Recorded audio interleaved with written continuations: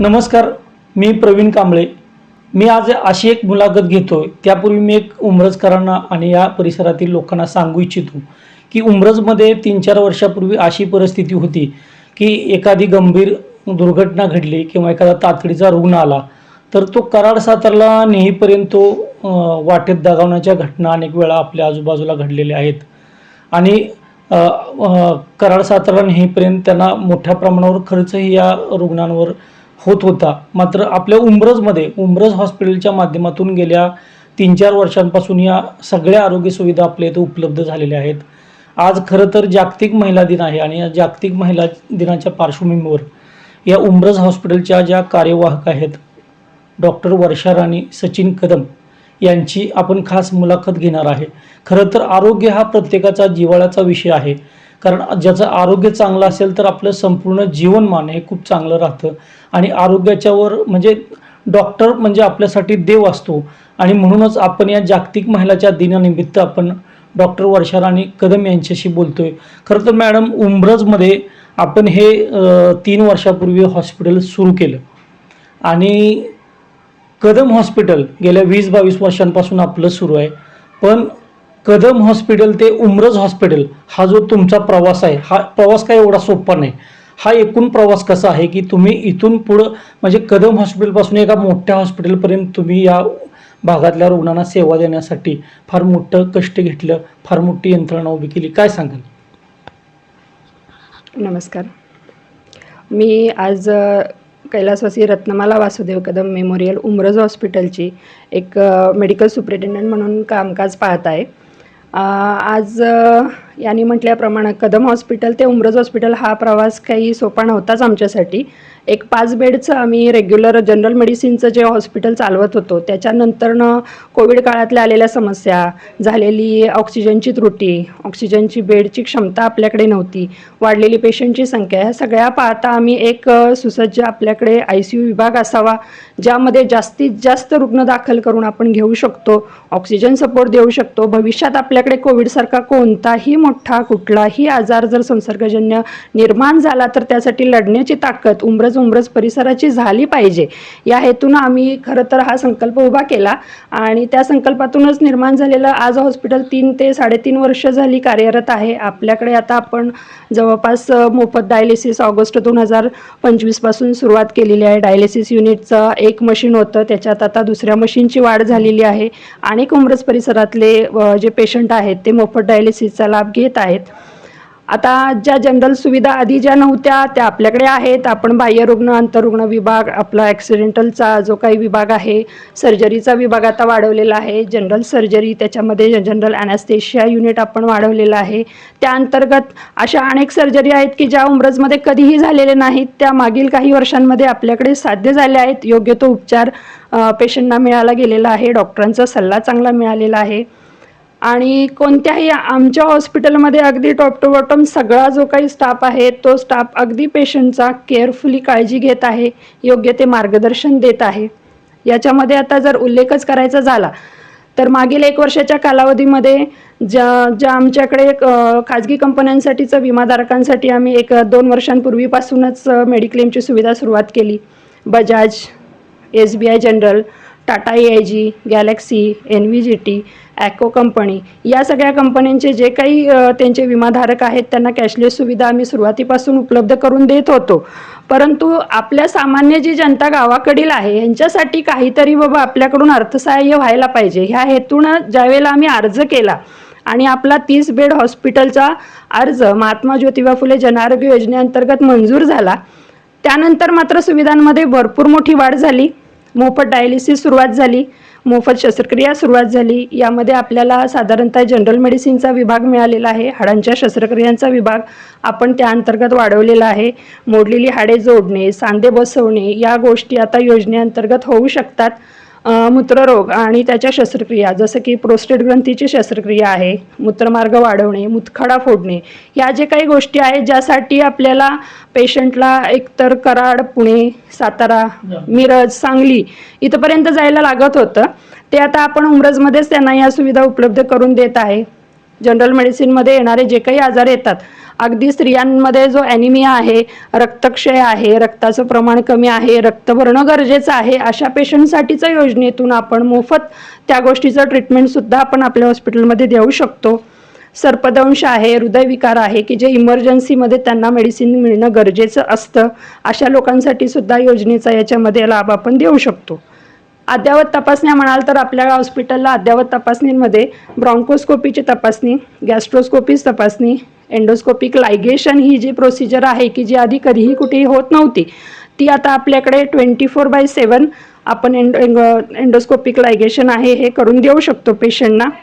आणि दुसरी आधुनिक शस्त्रक्रिया म्हणाल तर एव्ही फिस्च्युला, जे की डायलिसिस पेशंटसाठी गरजेची असते. आणि आत्तापर्यंतचा अनुभव आहे, जे पेशंट डायलिसिसवरती आहेत त्यांनी कुठे कोल्हापूरला, कुणी मिरजला जाऊन केलं, कुणी पुण्याला जाऊन केलेलं आहे. पण आपण आपल्या डायलिसिसच्या पेशंटसाठी एव्ही फिस्च्युला सर्जरी योजनेअंतर्गत आपल्याच हॉस्पिटलमध्ये अगदी मोफत याच्यावरती करून देत आहे सध्याला. आयुष्यमान भारत ही अतिशय सुंदर संकल्पना शासनानं उभी केलेली आहे, ज्यामध्ये लोकांसाठीचा जो विमा आहे, जो समजला जातो 5 लाखाचा विमा दिला गेलेला आहे एका कुटुंबासाठी. त्या कुटुंबामध्ये जर 5 व्यक्ती असतील तर ते 5 व्यक्ती 1 वर्षामध्ये ती 5 लाखाची विमाची जी काही रक्कम आहे ती त्यांच्या उपचारासाठी, विविध आजारांसाठी वापरू शकतात. यासाठी आवश्यक आम्हाला कागदपत्र जे हॉस्पिटलमध्ये पेशंट रुग्ण दाखल करताना लागतात ती म्हणजे फक्त एक आयुष्यमान कार्ड आणि 70 वर्षावरील ज्येष्ठ नागरिकांसाठीचं वयवंदना कार्ड. समस्या फक्त एवढीच येते की लोकांनी स्वतःचं आयुष्यमान कार्ड काढून घेतलं पाहिजे, आधार कार्ड अपडेट केलं पाहिजे, रेशन कार्ड ऑनलाईन असलं पाहिजे आणि याच्या अनुषंगाने जे काही पूर्तता आहेत त्या सर्वांनी अगदी एक सजग नागरिक म्हणून स्वतःचे ज्येष्ठ नागरिकांचे कार्ड स्वतःसोबत ठेवली पाहिजेत. येणाऱ्या आपत्कालीन परिस्थितीमध्ये ज्यावेळेला वैद्यकीय सुविधेसाठी आपण एखाद्या हॉस्पिटलमध्ये दाखल होण्यासाठी जात असतो त्यावेळेला ही कागदपत्र तुमच्यासोबत हवी. तर तुम्ही या शासकीय विमा कंपन्यांचा किंवा शासकीय योजनांचा, जसं की आयुष्यमान आहे योजना, महात्मा ज्योतिराव फुले जन आरोग्य योजना आहे, मुख्यमंत्री सहायता निधी योजना आहे, याच्यामध्ये तुमची शासकीय नोंद होण्यासाठी सगळ्यात मूलभूत म्हणजे आयुष्यमान कार्ड आहे. अत्याधुनिक सेवा सुविधा या हॉस्पिटलच्या माध्यमातून दिल्या जातात. त्याचबरोबर मी एक तुम्हाला आवर्जून सांगू इच्छितो की आपण ही मुलाखत बघत असाल तर उमरज हॉस्पिटलच्या माध्यमातून या ठिकाणी अतिदक्षता विभाग आहे जो 7 बेडसह या ठिकाणी हे 24/7 सुविधा उपलब्ध आहे. त्याचबरोबर आधुनिक शस्त्रक्रिया विभाग आहे ज्याबद्दल आपल्याला मॅडम सविस्तर सांगणार आहेत. बाह्य रुग्ण व आंतररुग्ण विभाग आहे, डिजिटल एक्सरे आणि त्याच्या सुविधा आहेत. त्याचबरोबर ॲक्सिडेंटल ट्रॉमा सेंटरही या उमरज हॉस्पिटलमध्ये आहेत, जे की आपण कराड, सातारा किंवा पुण्याला ज्या पद्धतीच्या सोयीसुविधा घेत होतो त्या आता आपल्या उमरजमध्ये सुरू झालेल्या आहेत. 30 बेडचं ऑक्सिजन सुविधा सेंटर आहे. त्याचबरोबर हृदयरोग आणि छातीचे विकार तज्ज्ञ या हॉस्पिटलच्या माध्यमातून सेवा देतात. अर्धांगवायू, दमा, मधुमेह तज्ज्ञ, त्याचबरोबर 24 तास रुग्णवाहिका म्हणजे ॲम्ब्युलन्स सेवा आपल्याला उपलब्ध आहे. आपण जर या हॉस्पिटलला एक कॉल केला तर इथली रुग्णवाहिका आपल्याला येऊन ही सेवा देते आणि आपल्याला तातडीची सेवा देण्यासाठी ही हॉस्पिटल सक्षम आहे. त्याचबरोबर 24 तास मेडिकल सेवा इथं सुरू आहे. मोफत डायलिसिस सुविधा सुरू आहे. त्याचबरोबर गॅस्ट्रोस्कोपी तपासणी आणि पॅथॉलॉजी लॅब आणि तसेच विमाधारकांना कॅशलेस सुविधा ही मॅडमनी आत्ता या आपल्याला सांगितलं. पण आपण सविस्तर जाणून घेणार आहोत की मॅडम एकूणच या सोयीसुविधा आपण देत असताना एकूण ह्याला जो तज्ज्ञ डॉक्टरचा वर्ग लागतो किंवा तज्ज्ञ जो स्टाफ आहे तो लागतो, एकूणच ही सुविधा आपण कशी पुरवतो लोकांना? आपल्याकडे सर्व विभागासाठी जे तज्ज्ञ डॉक्टर्स आहेत ते व्हिजिटिंग ऑन कॉल फिजिशियन म्हणून उपलब्ध आहेत. याच्यामध्ये युरोलॉजीसाठी, नेफ्रोलॉजी, ट्रॉमा सेंटर किंवा जनरल मेडिसिन याच्यासाठीचे जे डॉक्टर्स आहेत ते सगळे ऑन कॉल उपलब्ध असतात. आपल्याकडे स्वतः डॉक्टर सचिन कदम आणि मी स्वतः सगळे बाकी गोष्टींचं कामकाज पाहत असतो. आपल्याकडे 4 ते 5 आरएमओ रेसिडेंट डॉक्टर आहेत की जे 24 तास इथं उपलब्ध असतात आणि जे सुपर स्पेशालिटी कन्सल्टेशन घेतलं जातं त्याच्यामध्ये ऑनलाईन पेशंटचा डाटा पाठवला जातो, त्याचा स्टडी होतो, त्याच्या अनुषंगानं ट्रीटमेंट काय असेल ते कॅरी फॉरवर्ड होते. मीनवाईल ट्रीटमेंट सुरू झाल्यानंतर काही कालावधीतच ते डॉक्टर येऊन ते पेशंट पाहतात आणि त्यापुढील जी काही शस्त्रक्रिया असेल किंवा जो काही पुढचा उपचार ठरलेला असेल त्यासाठी जो काय आहे तो योग्य निर्णय घेतला जातो. एक डायलिसिसच्या बाबतीत आपल्याकडच्या रुग्णांना कराड सातारला जावं लागतं आणि खूप वेळ जातो, अख्खा दिवस जातो, 2-2, 3-3 हेलपाटे मारावे लागतात आणि रुग्णांचे नातेवाईकांचेही खूप यामध्ये हाल होतात. तर ह्या डायलिसिस संदर्भात आपल्या उमरज हॉस्पिटलच्या माध्यमातून ज्या सोयीसुविधा तुम्ही देताय, ज्या आता उमरज भागात चर्चेत आहेत की बाबा इथं खूप चांगल्या सुविधा मिळतात, याबद्दल काय सांगाल? आपल्याकडे सुरुवात केली त्यावेळेला डायलिसिसला 1 आणि 2च पेशंट होते, पण आता परिस्थिती अशी आहे की एका मशीनचे 2 मशीन आम्ही इन्स्टॉल केलेले आहेत. दोन्ही मशीनला दिवसातून 2 पेशंट 3 पेशंट अपॉइंटमेंट सध्या फुल आहेत, कारण एवढी गरज डायलिसिसची त्या पेशंटला लागत आहे. आणि आठवड्यातून 3 वेळा, आठवड्यातून 2 वेळा असं डायलिसिस घेणारे जे पेशंट आहेत ते आता एवढे स्थिर आहेत की त्यांचे डायलिसिस आम्ही अगदी आठवड्यातून तुमचे एकदा किंवा 4 दिवसातून एकदा याच्यावरती आणलेले आहेत. पेशंटला जो काही डायलिसिसच्या पेशंटला मिळणारा जो आराम आहे त्याच्यावरती त्यांचं जे काही फिजिकल फिटनेस वाढत आहे त्याच्यातून आम्हाला एक चांगला दिलासा मिळतोय की आपलं जे डायलिसिस युनिट आहे हे डायलिसिसच्या किडनी फेल्युअरच्या पेशंटसाठी खरंच खूप चांगलं वरदान म्हणून काम करतंय. कारण त्यांचे ते हॅपी फेसेस जाता येता आम्ही पाहिले की आम्हाला एक वेगळं समाधान मिळतं. आणि खूप पेशंट असे आहेत की जे आधी रिक्षातून व्हीलचेअरवरनं आणले जात असायचे डायलिसिस सेंटरला, आज गेले 6 ते 7 ऑगस्ट महिन्यापासूनची ही कार्यकारिणी चालू आहे. तेच पेशंट आज आमचे स्वतः सेंटरपर्यंत चालत येतात, डायलिसिस घेतात, स्वतःच्या सिग्नेचर देतात आणि 1 तासाभराची विश्रांती घेऊन अगदी निवांतपणे घरी परत जातात. म्हणजे एवढं फ्रेंडली वातावरणामध्ये ते डायलिसिसचा उपचार आपल्याकडे घेत आहेत. डॉक्टर सचिन कदम हे उमरजमध्ये प्रॅक्टिस करतात, पण आपण बघितलंय की गेल्या 20-22 वर्षात ते अगदी घरी जाऊन लोकांना त्यांनी रुग्णांना सेवा दिलेल्या आहेत आणि त्यांनी हा फार मोठा निर्णय घेतला की उमरजमध्ये एखादं मोठं हॉस्पिटल व्हावं आणि अतितातडीच्या सेवा आपल्या परिसरातील रुग्णांना मिळाव्या, यासाठी प्रचंड गुंतवणूकही करावी लागली. पण ते करत असताना की आपल्या ग्रामीण भागातल्या ह्या रुग्णांना ज्या शासनाच्या आरोग्य सुविधा आहेत, मोठमोठे ऑपरेशन आहे, एखादा आजार म्हणलं की पटकन आपल्या मनामध्ये भीती उभी राहते, खर्च किती आहे ह्याची भीती उभी राहते आणि यावर मात करण्यासाठी एक शासनाच्या ज्या आरोग्य सुविधा त्या उमरजमध्ये आणण्यामध्ये एक मोठा पाऊल त्यांनी उचललं. ह्या योजना काय आहेत, या उमरज हॉस्पिटलमध्ये आपण त्याचा कसा लाभ घेतो? मॅडम, आम्हाला थोडक्यात सांगा की आपण ज्या योजना राबवतोय आणि त्याचा लाभ कसा लोकांना देतो? आपल्याकडे सध्या आधी महात्मा ज्योतिराव फुले जनआरोग्य योजना ही कार्यान्वित होती. आत्ताच्या साधारणतः बदललेल्या पोर्टलनुसार आयुष्यमान भारत योजनेअंतर्गतच या सगळ्या गोष्टी सगळीकडच्याच, म्हणजे अगदी महाराष्ट्राबाहेरसुद्धा आयुष्यमान भारत जनआरोग्य योजनेअंतर्गत पेशंटला शासकीय विमा योजनेची सुविधा दिली जाते.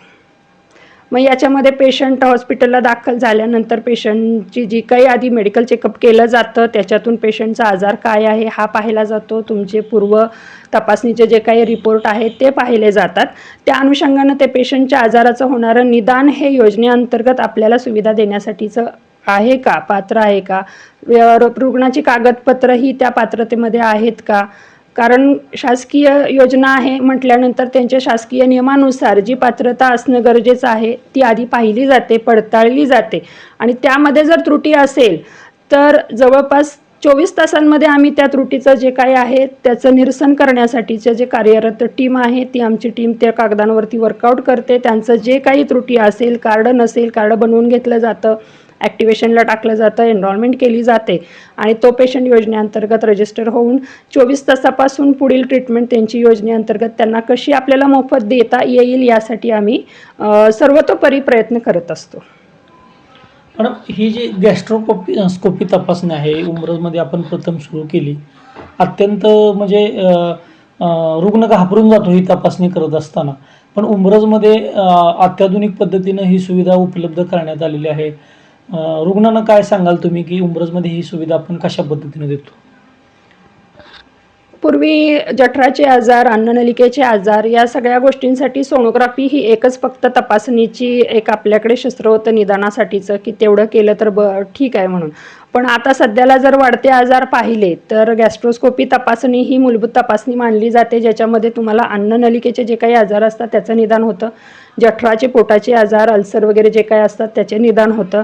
त्यातून जर रक्तस्राव होत असेल, रक्ताची उलटी होत असेल तर त्याच्यासाठी लागणारं जे लायगेशन म्हणून जी शस्त्रक्रिया असते ती त्याच अंतर्गत केली जाते.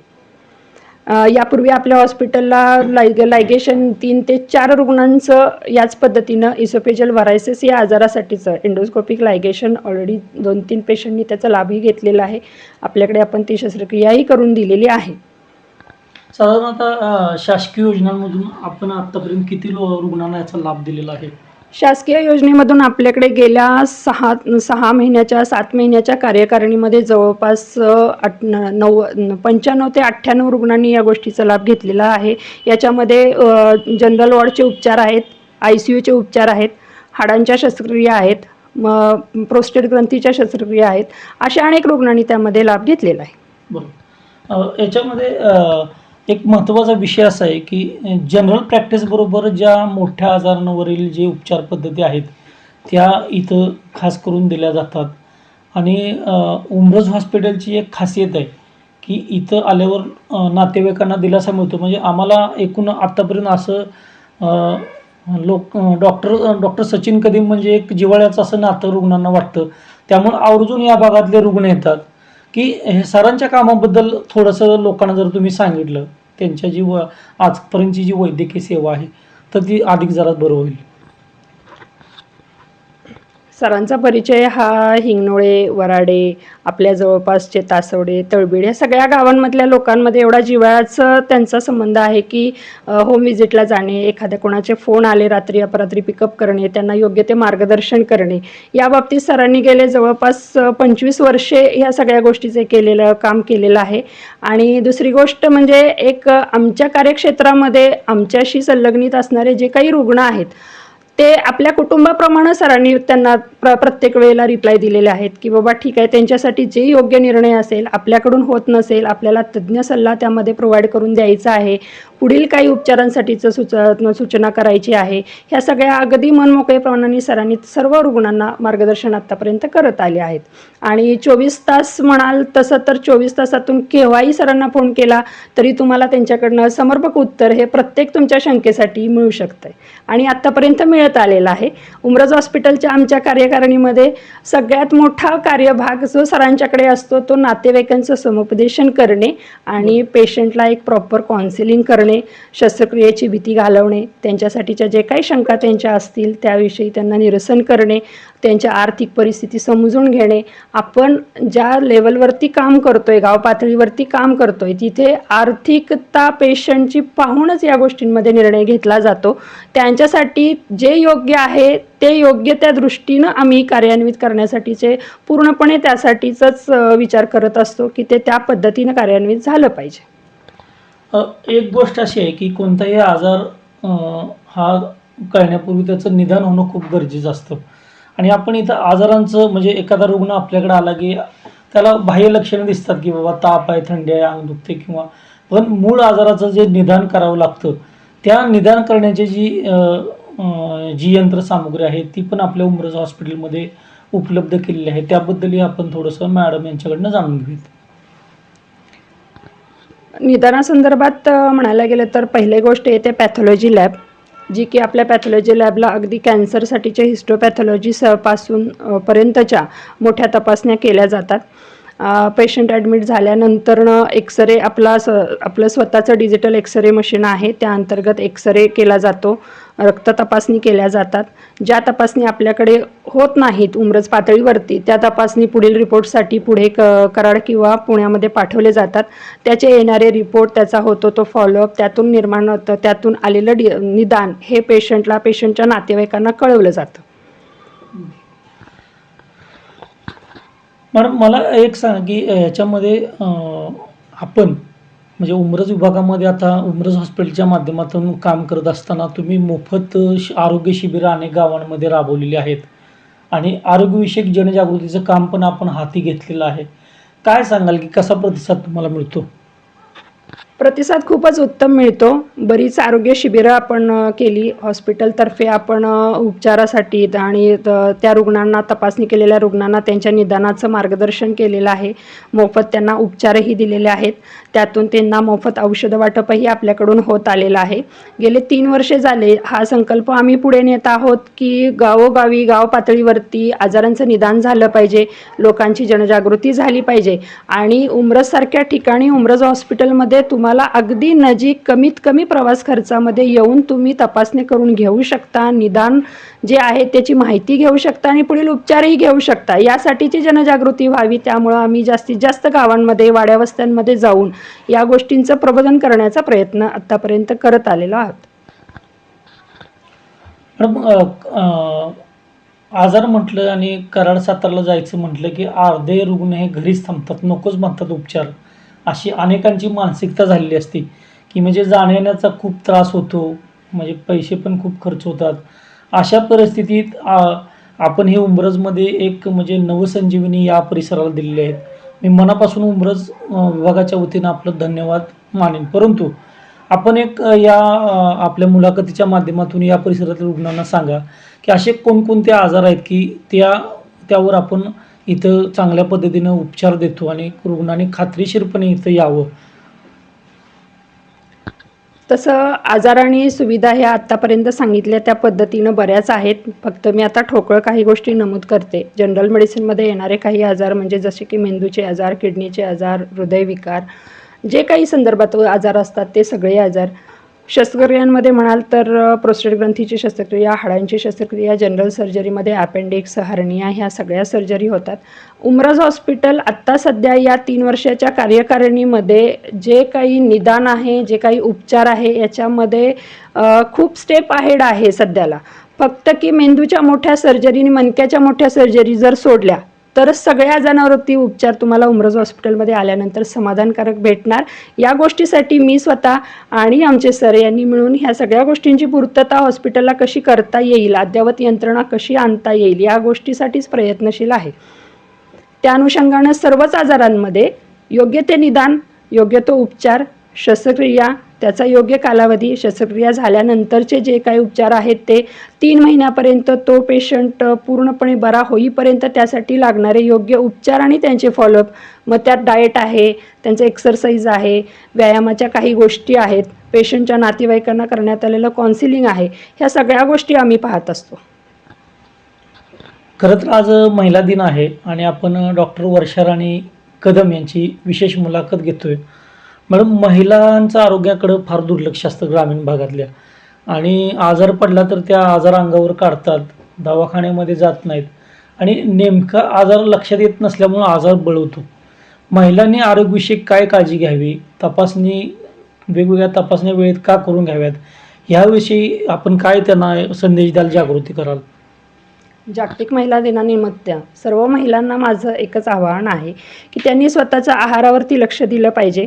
स्वतःच्या एक हेल्थ चेकअप असतो ज्यामध्ये काही नाही, फक्त एक ब्लड प्रेशर चेक करणे आणि रक्तातील साखरेची पातळी चेक करणे, दुसरी गोष्ट हिमोग्लोबिन चेक करणे. या 3 गोष्टी आहेत ज्या करणं खरोखर गरजेचं असतं. जास्तीत जास्त आजार महिलांमध्ये आढळतो तो म्हणजे रक्तक्षय, ज्याला आम्ही ॲनिमिया म्हणतो. वेगवेगळ्या प्रकारचे ॲनिमिया असतात, रक्त कमी झाल्यानंतरचे उपचार असतात, काही इंजेक्शन औषधं असतात, काही पहिल्या टप्प्यातले गोळ्या औषधांवरती बरे होत असतात. पण जर महिलांनी डॉक्टरांपर्यंत जाऊन या गोष्टींचा खुलासा करून जर स्वतःची ट्रीटमेंट नाही करून घेतली तर हे आजार बळवतात. त्यातून गर्भपिशवीचे आजार निर्माण होणे, हार्मोनच्या पातळी कमी जास्त होणे, ओव्हरीच्या गाठी निर्माण होणे, ह्या सगळ्या गोष्टी हे नंतरनं आजार उद्भवतात. पण त्याआधी असतो तो ॲनिमिया असतो आणि सध्या शासकीय योजनेअंतर्गत सुद्धा ॲनिमियाला यावर्षी खूप महत्त्व दिलेलं आहे आणि आम्हीही त्या बाबतीत खूपच जागृत आहे आणि ती जनजागृती आमच्याकडूनही झाली पाहिजे की ॲनिमिया साठी जे फाईट करण्यासाठीची जी यंत्रणा लागते ती यंत्रणा आपण आता प्रोव्हाइड करून देत आहोत. या वर्षातल्या माझ्या जे काही मोफत आरोग्य तपासणीचे शिबिर असणार आहेत त्यामध्ये हिमोग्लोबिन तपासणी हे सगळ्यात महत्त्वाचा पहिला मुद्दा असेल स्त्रियांसाठी, की जो खरोखरी प्रत्येक स्त्रीची ही रक्त तपासणी होणं गरजेचंच आहे. त्याच्यानुसार निदान झालेले जे काही पेशंट असतील ॲनिमियाचे त्यांना कुठल्या टप्प्यातला ॲनिमिया आहे, कोणत्या ट्रीटमेंटनं बरा होऊ शकतो, ह्याचं मार्गदर्शन आपण उमरज हॉस्पिटल येथे अगदी सखोल करत आहे. एकूणच उमरज हॉस्पिटलमधल्या ज्या अत्याधुनिक सेवा सुविधा आहेत आणि इथं ज्या शासकीय योजनांच्या माध्यमातून जे आजार आपल्याला म्हणजे उपचार आपण खूप खर्च आहे म्हणून घेत नाही, मात्र इथं मोफत शासकीय योजनांच्या माध्यमातून उपचार केले जातात. खरं तर आपली उमरज नगरपंचायत होण्याच्या मार्गावर आहे. उमरज तालुका व्हावा हे अनेकांचं स्वप्न आहे. मात्र यामध्ये पहिलं पाऊल जर कोणी टाकलं असेल तर ते डॉक्टर सचिन कदम आणि डॉक्टर वर्षा राणी कदम. उमरजमध्ये पहिल्यांदा एवढी मोठी आरोग्य यंत्रणा देणारं हॉस्पिटल त्यांनी या ठिकाणी उभारलं. मी मॅडम तुम्हाला मनापासून धन्यवाद देतो की आपण या आरोग्य क्षेत्रामध्ये फार मोठं पाऊल टाकून या परिसरातील लोकांना रात्री अपरात्री 24/7 सेवा सुविधा, रुग्णवाहिका सेवा आणि बऱ्याचशा मी मग आपण या मुलाखतीत ऐकलेल्या ज्या आरोग्य सेवा सुविधा आहेत ज्या आपण इथं मिळवू शकता. खात्रीशीर आपण या ठिकाणी उमरज हॉस्पिटलचे जे कदम दाम्पत्य आहे, जे वैद्यकीय क्षेत्रामध्ये गेल्या 20-25 वर्षापासून कार्यरत आहेत, आपण आजाराला कोणत्याही न घाबरता थेट त्यांच्याशी संपर्क साधावा अशी मी आपणाला या निमित्ताने विनंती करतो. धन्यवाद मॅडम, आपण आमचे संपर्क साधला. धन्यवाद. थँक्यू.